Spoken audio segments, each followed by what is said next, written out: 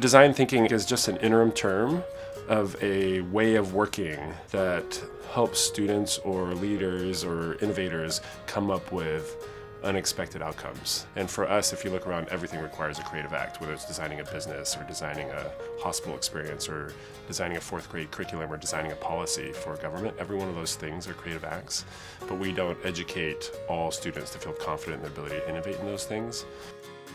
And these days, the solutions that are really going to change the world aren't obvious. So you think your way through the problem. You have to sort of act your way into a good solution.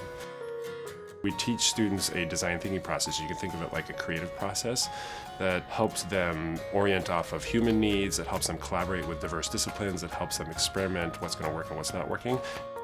You can't talk anyone into innovation. Like, go tell them, come up with a better idea, go try it. No, you need to work a different way.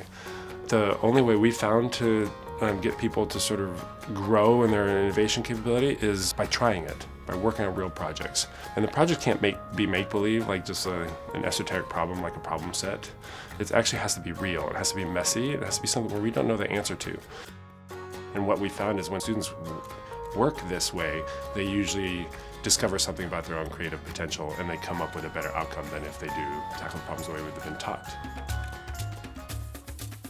The Archbishop, when he was on this ship, said South Africa is one of the most beautiful places in the world.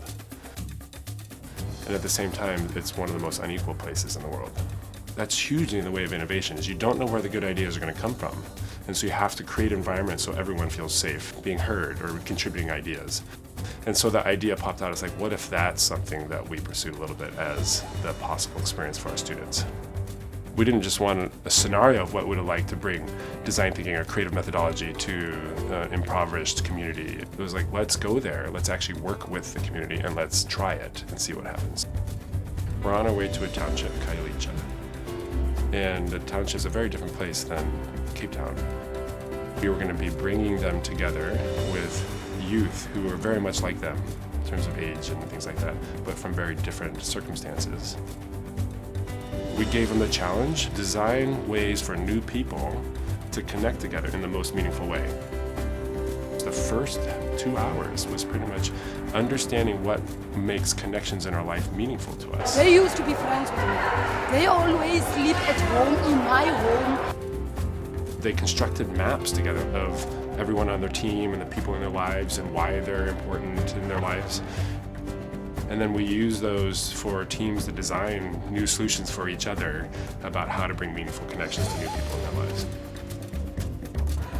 During the breaks, some of our students would just pick up one of the little jam boxes and then do some sort of dance together with the local students. I remember a moment standing there, looking around, saying, this is beautiful. And at the end of the day, we ended with a little graduation ceremony.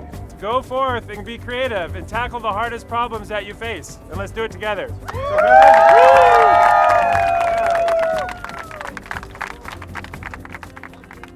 Usually we anoint a teacher because they have all the answers, they're the experts.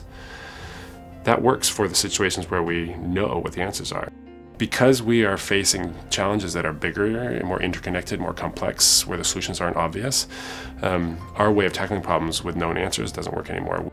If you really want to tackle problems that are out in the world, you have to be out in the world. And the cool thing about the semester at sea is I think the ingredients are here to really be the future of education. You can be focusing on any learner in the world and tackle projects that are globally relevant by being out in the environment. All of a sudden, our teachers are not the ones who have all the answers. They just create the conditions for the student community to come up with the answers.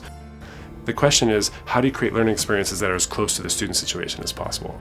I think if you take that point of view and you do it in an experiential way, we have a vision for what the future of education can be that's radically different than the way it has been in the past.